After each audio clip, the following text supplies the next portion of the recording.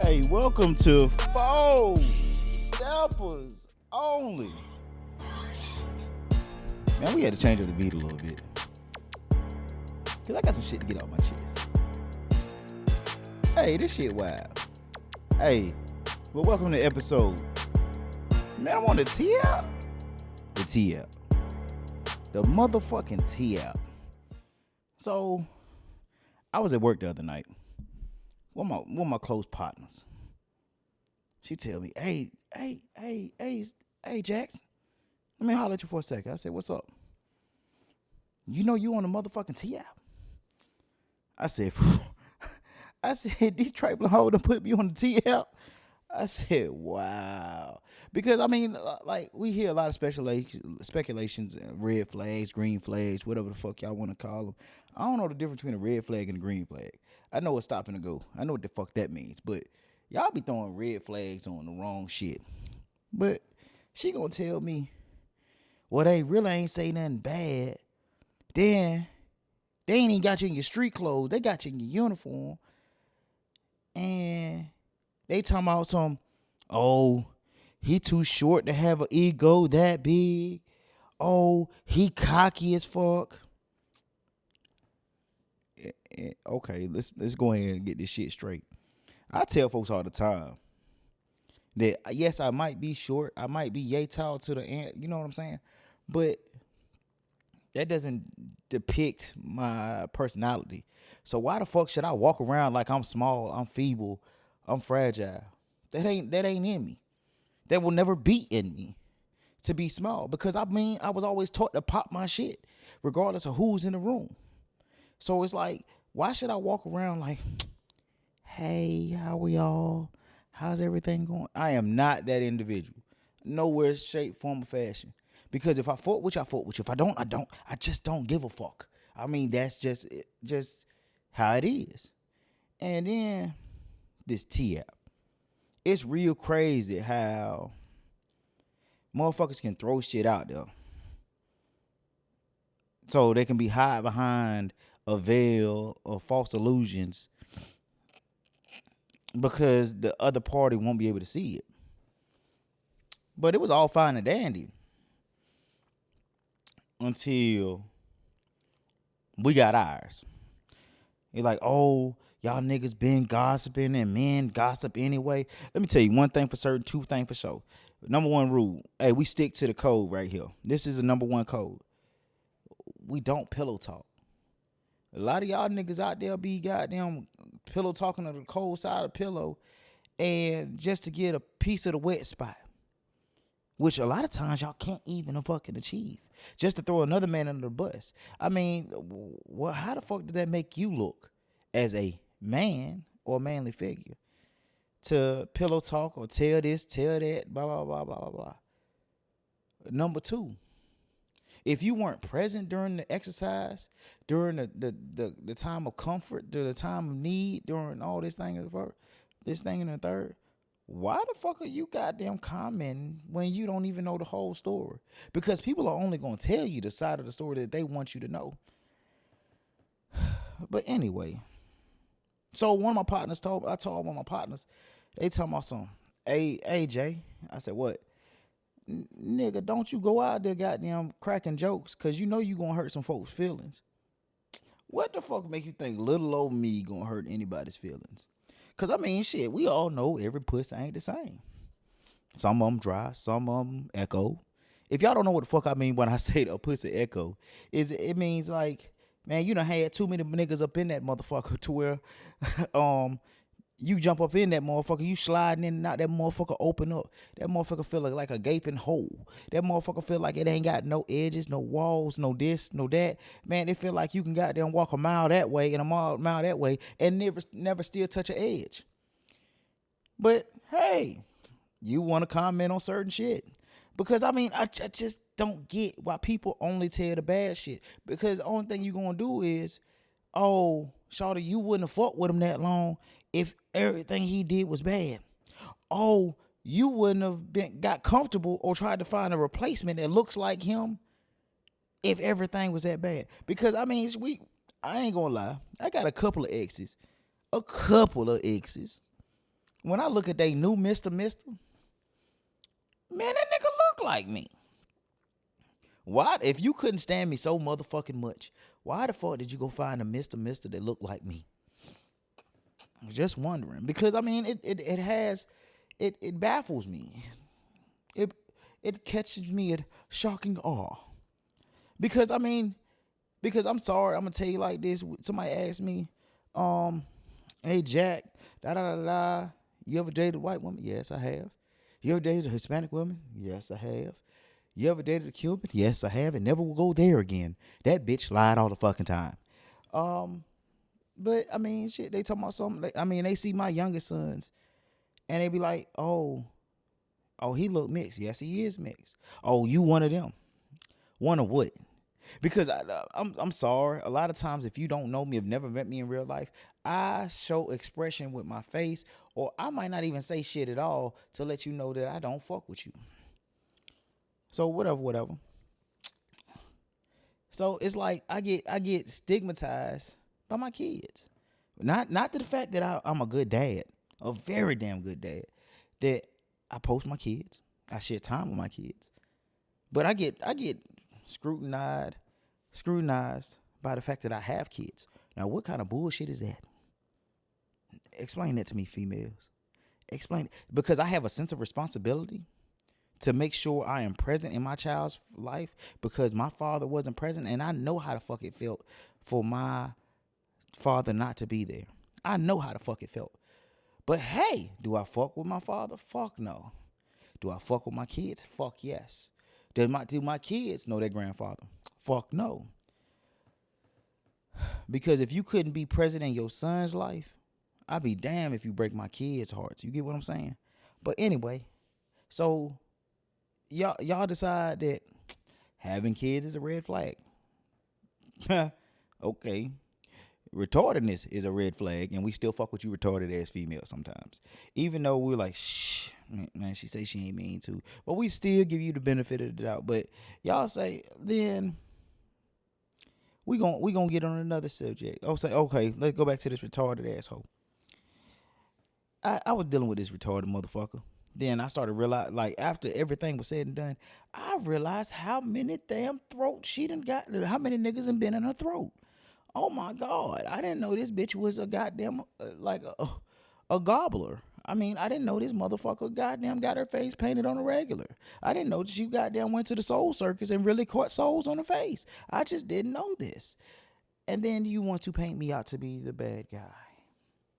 I don't get this. I don't get it. You want to lie and tell folks how to push you down the stairs? Bitch, no. Tell the truth. I kicked your ass out at 3 a.m. Because that's the one thing about me. Don't play. Don't play with me. Because I won't play with you at all. But anyway, we gonna get off my bullshit. But then we got so many men out here that play to both sides. I mean, one thing for certain, two things for sure. I'll never lie on my dick. Well, we got a lot of males and females out here that will lie on their genitalia. And I don't get it because it's like, what the fuck do you gain on saying, oh, I fucked her, he fucked him, oh, his dick small, her pussy dry, da da da. Nigga, first of all, silence speaks volumes a lot more than words. Because somebody say, oh, I thought you used to fuck with me. Man, I don't fuck with her no more. Oh, wow. Man, shit, I just don't fuck with her no more. That leaves the option to curiosity. Because if you didn't say anything bad, because I tell people all the time, I wish that person the best of luck. Or I would say, man, shit, man, I hope that bitch catch the bubonic plague. I almost couldn't get that shit out. It's like, I hope that bitch goddamn get water poured on her because the bitch a witch. It's like, why? What's the point of talking when there's no reason to talk? Because regardless of the good times or bad times, a lot of people won't tell you, oh shit, she did a magical thing for me. Well, shit, why'd you pick this person over this person? Because a lot of people don't realize, like people ask me all the time, oh, what made you marry her? I said, shit. At the time, shit, she was doing things that other motherfuckers didn't help me do. Like, the motherfuckers was more interested in me, in helping me build, or me becoming a safe place for my kids, because she knew how much my kids meant to me, or how much I wanted to be a father for my kids to be there, and I'd be there for them constantly. And so for somebody to support a dream and an ambition that big, or a goal that big, puts you on a pedestal above all most others. Not how good you can suck a dick, not good how good you throw that motherfucker back, and how good it looks, and the recoil, and that motherfucker just keep throwing back at you. How many times y'all going a day? It's nah. Like I tell people all the time, this shit built like a sundae. You gonna have the ice cream, you gonna have the sprinkles, but you gonna have the cherry on top. The way I break down a relationship is, the foundation is how much you fuck with that person, how much that person fuck with you. Then you get to the scoops of the ice cream, like the bananas and shit, the add-ons. Like, oh, has that motherfucker ever had your back? Has that motherfucker been there when you needed them, but more than anybody else? Can you depend on this person? Can you laugh and joke with this person? Will this person goddamn throw some bullshit up in your face when certain things go by? Does the person go off of your flaws? Like, do they leech off your flaws? Because it's like, oh, nigga, you da da da da da. Man, who the fuck wants to hear that constantly? I don't. So you can shut the fuck up talking to me, because I will tell you shut the fuck up talking to me, because whatever you're saying is irrelevant. So back to the nature of the hand. So when you start getting that's the ice cream, that's the toppings and shit. Now, once you get to the cherry is the sex, because the cherry is at the very pinnacle, but it's the smallest key. Yes, it's above everything, because you have to have me satisfied. You have to have me intrigued. You have to have me wanting. Yes, but it's the smallest part of it. Because why the fuck should I put the sex over everything else? Because if you don't have everything else, if you don't have a good foundation, that shit ain't gonna work. That shit ain't gonna add up. That shit ain't gonna do this out of the third. Because I mean, like, as a man, I mean, we look at certain things, we looking at certain aspects. I've been with motherfuckers that cannot cook a lick, but guess what? They try. Even with the smallest things, like hamburger helper, then they start trying to level up with each thing. They might not know how to do certain things, but they gonna try to make it better so certain things can work out. Or I put in the retrospect, motherfucker might not like vacuuming, but they don't mind washing clothes. Hey, to take some of the pressure off of you, man, I'll take some of these chores off your hands, because I know you don't like them. Hey, I don't like doing laundry. I don't like, the whole aspect of, folding clothes and all that bullshit. But you take that off my hand. It's a quid pro quo. That means, like, you do this for me, I do that for you. It's a team. It's a partnership. That's what the fuck it's really about. If we just fucking, we just fucking. But I mean, I like, at this big age of shit, I just had a birthday, y'all. Just turned 39. But at the age of 39, sex is the bottom tier. It's honestly like fucking with random bitches, fucking with, like, just fucking the fuck. That's pointless. That's absolutely fucking pointless.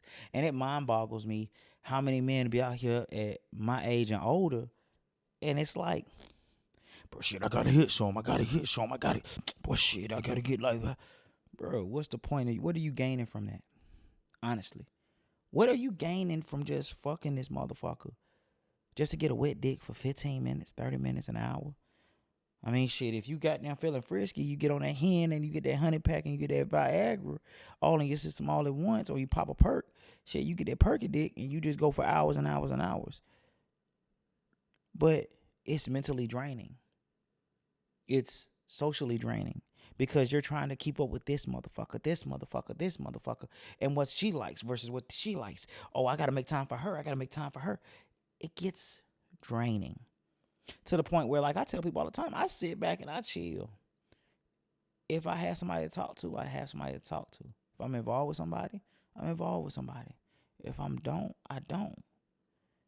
Because guess what? My biggest supporters are my kids. because my kids look up to me and they say like, "Hey, Daddy, thank you for doing so much as you do." To hear somebody appreciate you in everything that you do, not just trying to start an argument every 2 days. One day that shit gets toxic. That shit gets aggravating. Because like I tell people all the time, man, nobody wants a toxic motherfucker involved in their life. Nobody wants a bum. Nobody wants a band. Nobody wants a fan. Oh, I know y'all don't understand those terms. A band is a bitch ass nigga or a fuck ass nigga or a bum ass nigga or some shit like that. Nobody wants a Mick Scallywag. You know what I'm saying? No bottom feeding leech ass motherfucker. A motherfucker that just won't go out there and get their own. No motherfucker that doesn't have dreams and ambitions. That a motherfucker that don't have goals. And it's like, what are you here for? Are you just a mouth breather? Because you have no drive. No, you're not putting one foot in front of the other to where you're trying to make yourself better. To where you're not chasing a goal. To where you don't see that finish line coming. Like, okay, I did this race. What's next? Okay, I did this race. What's next? Because I mean, I had somebody to tell me the other day that's a big supporter of what I do, that I need to go back into my gun shit. And I need to start pushing my privatized security. And I didn't listen. Next thing I know, somebody asked me to work a gig. And now I'm trying to get the ball rolling on that because I know once I start, they're going to keep coming. They're going to keep hiring. They're going to keep me there for gigs. They're going to keep me there for shows. They're going to keep me here. They're going to keep me there because I have my LLC. I have everything in place. I have my DUNs. I have everything in place and the training background and the background to do so. Because a lot of people don't have those goals and ambitions. Don't have things that make them happy. Don't have things that intrigue them. Don't have things that pushes them to become better. They don't have those drives and expectations out of life because they don't have the good support system behind them. Because a lot of people fail to realize having that partner is the person that's going to push you when you don't want to push yourself. When you don't want to try to achieve certain things. So, I mean, what's the point? I'm just trying to figure this shit out. And I'm trying to figure out who the fuck put me on this motherfucking T app. Because, I mean, shit, quit hiding behind smoking mirrors. Shoot me a message. I'm trying to figure this out. How many of y'all motherfuckers out there on the T app? I'm just trying to figure that out. Because in my mind, where are we at nowadays? Because we got to achieve these dreams. We got to achieve these ambitions. We got to achieve these goals. And you got to make sure you got somebody there that's just not there for the benefit. They there for the long haul. Because everybody ain't meant for the long haul. Some people are seasonal. Some people are bi-weekly. Some people are just goddamn a twinkle in your eye. Once it's there, it disappears. And that's where a lot of people fail to realize where we're at in social society. Because a lot of people don't understand. Well, you know what? Fuck that. They understand. They just don't give a fuck and they just selfish. And it's like, where are we at? Why are we doing this? Why are we so selfish? Why are we so self-centered about self instead of, pushing to make each other better? Because, I mean, I understand everybody's not meant for everybody. But where are we at? Where are we going? What are you here for? You here to goddamn? Are you just here to get dick down just for a little bit? Or are you here for just dick appointments? You know what I mean? Let it be known. Because guess what? If you just here for a dick appointment, shit, I'm pretty sure another nigga will give you that dick appointment because that's not what I'm looking for. And so many people fail to realize that. They think, oh, man, all men are the same. They just want to fuck and lay up on you. Nah, bitch, it's the ones you looking for. And same thing for a nigga. You keep goddamn going, trying to stick your dick in everything. That's how you gonna come out burning. God, thank you, God, that I have made it 39 fucking years in my life and never been fucking burnt. Because I know a lot of niggas didn't make it that far. Because I mean, shit, a lot of motherfuckers didn't make it because you got some grimy ass people out here. I'll tell y'all a little situation that shit I laughed at when I found out about it. back when I was younger, you know, me and my homeboys got them hanging around, and we all got to talking. You know, we sitting around the goddamn campfire, or we sitting around the goddamn, you know, the grill and shit. You know, eating and drinking, laughing, joking, whatever. And one of my partner's cousins comes up and he's telling us about a scenario about what happened to him. He talking about something, yeah, man, I thought this dude was my homeboy. Shit, goddamn, we went out drinking, me, my old lady, him, blah, blah. I got too fucked up, so he drove me back to my house. Bro, tell me why this nigga ended up smashing my old lady, bro. I said, what you mean he smashed? Bro, he smashed her in our bed while I was fucked up, drunk, bro. I'm talking about I was stretched out in the goddamn living room, bro. Woke up with a hangover. And I'm talking about woke up, she butt booty ass naked. This nigga ain't nowhere to be found. I said, God damn. I said, bro, how long you knew this dude?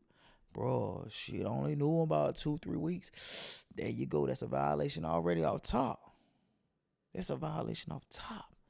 If you just met this motherfucker, why are you bringing them to your house? Why are you bringing them somewhere sacred? Why are you bringing them all on this thing and into your area and into your element that you comfortable in? Because I'm sorry, like I tell people all the time, your home is your peace. Your home is your kingdom.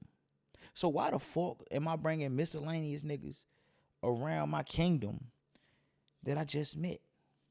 And then we trying to figure out why the fuck I'm fucking with you. And then you do some shady ass shit. Then I know I can't trust you. Then it's like, what the fuck? I mean, you got to understand. What was it? Lady Sir Arthur, King Arthur and Sir Lancelot fell out about Guinevere. I mean, Sir Lancelot started fucking Guinevere. King Arthur ain't like it. He had him banished. So, I mean, shit, you got to understand. Females have toppled fucking empires just based off of that motherfucking box. So what makes you think she won't break up a friendship? That motherfucker might be trying to get back. And a lot of people don't understand that because people are just so self-centered and self-focused that they don't see certain things that have been displayed to them and portrayed to them, and they just blind to the aspect. They just saying, oh, she'll never do that. She said she loved me. Damn dummy. Oh, hey, can't lie. I've been that motherfucking fool. Because I remember shit. I was supposed to go over this girl's house I've been talking to. Whoop. She told me, come on after the club. I was like, shit, I was pulling up goddamn drunk.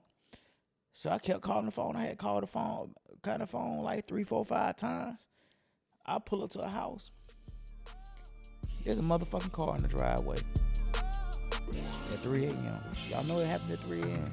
Ain't nothing open but legs. But thank y'all for listening to me at 4 Steppers Only. We out. Peace.